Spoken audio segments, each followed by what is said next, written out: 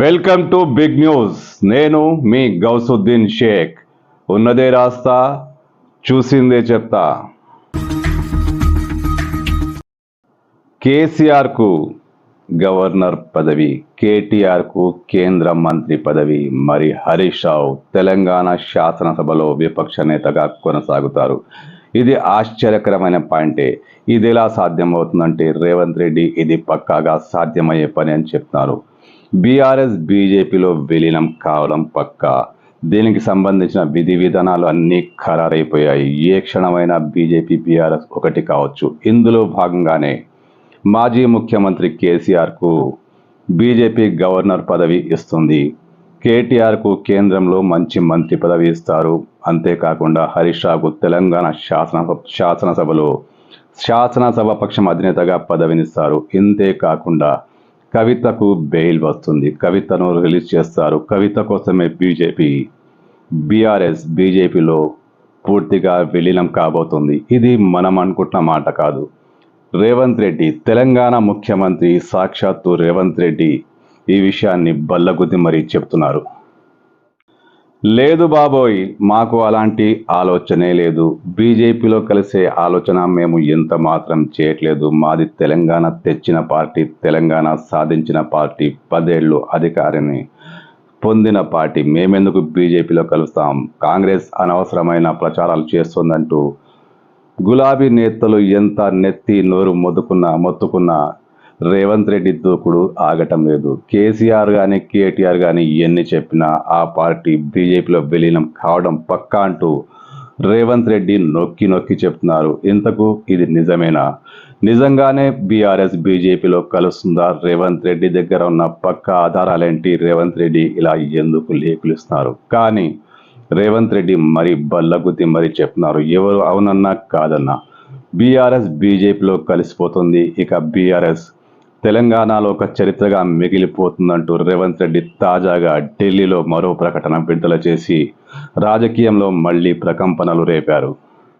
రేవంత్ రెడ్డి చేస్తున్న ఈ తరహా దాడితో తెలంగాణలో మంచి ప్రభావం కనిపిస్తుంది. రేవంత్ రెడ్డి మాటలు సామాన్యుల మెదల్లోకి ఎక్కుతున్నాయి. నిజంగానే బీఆర్ఎస్ బీజేపీలో చేరిపోతుందట కదా అనే చర్చ మొదలైంది.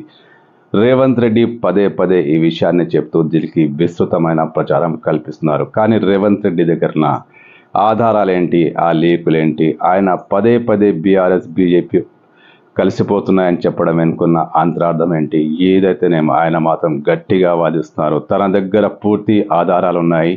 ఆ పార్టీల మధ్య సయోధ్య కుదిరింది, చర్చలు కుదిరాయి, డీల్ కుదిరింది.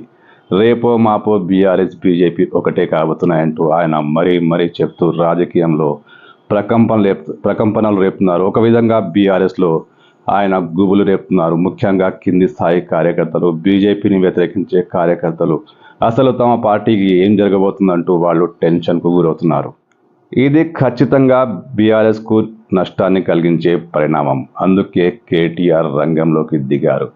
బీజేపీలో విలీనమయ్యేది మేము కాదు, రేవంత్ రెడ్డి. ఆయన కాషాయ జెండా నుంచి రాజకీయాలు ప్రారంభించాడు. మళ్ళీ కాషాయ జెండాతోనే మరణిస్తాడు. ఆయన తుది వరకు బీజేపీలోనే ఉంటారంటూ ఒక సన్నిహితుని దగ్గర మాట్లాడినట్టు కేటీఆర్ ట్విట్టర్ ద్వారా తెలుపుతున్నారు. అంటే రేవంత్ రెడ్డి బీజేపీలో చేరుతున్నాడు, మేము చేరే ప్రసక్తే లేదంటూ కేటీఆర్ ఎదురుదాడి చేస్తున్నారు.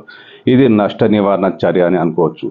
అసలు వీళ్ళు చేరుతారా వాళ్ళు చేరుతారో తెలియదు. కానీ రేవంత్ రెడ్డి చెప్తున్న మాటలు మాత్రం బాగా లోతుగా దూసుకెళ్తున్నాయి, ప్రజల్ని ఆలోచింపజేస్తున్నాయి. ఇప్పుడు కేటీఆర్ చేసిన ప్రకటన ఎంతవరకు పబ్లిక్లో వెళ్తుందో తెలియదు. ఎందుకంటే కాంగ్రెస్ నుంచి రేవంత్ రెడ్డి బయటికి వెళ్తారనేది నమ్మడానికి బీజేపీ నాయకులే సిద్ధంగా లేరు. మరి ఏది నిజం? బీజేపీలో చేరేది కేసీఆరా, రేవంత్ రెడ్డా? తన మాతృ రాజకీయ సంస్థ ఆర్ఎస్ఎస్ కాబట్టి రేవంత్ రెడ్డి బీజేపీలో చేరుతారా? కేటీఆర్ చెప్పినట్లు తన కూటమి ఎమ్మెల్యేలతో బీజేపీలో చేరుతారా? లేక రేవంత్ రెడ్డి చెప్పినట్లు బీజేపీలోకి బీఆర్ఎస్ కలిసిపోతుందా? బీఆర్ఎస్ ఒక చరిత్రగా మిగిలిపోతుందా?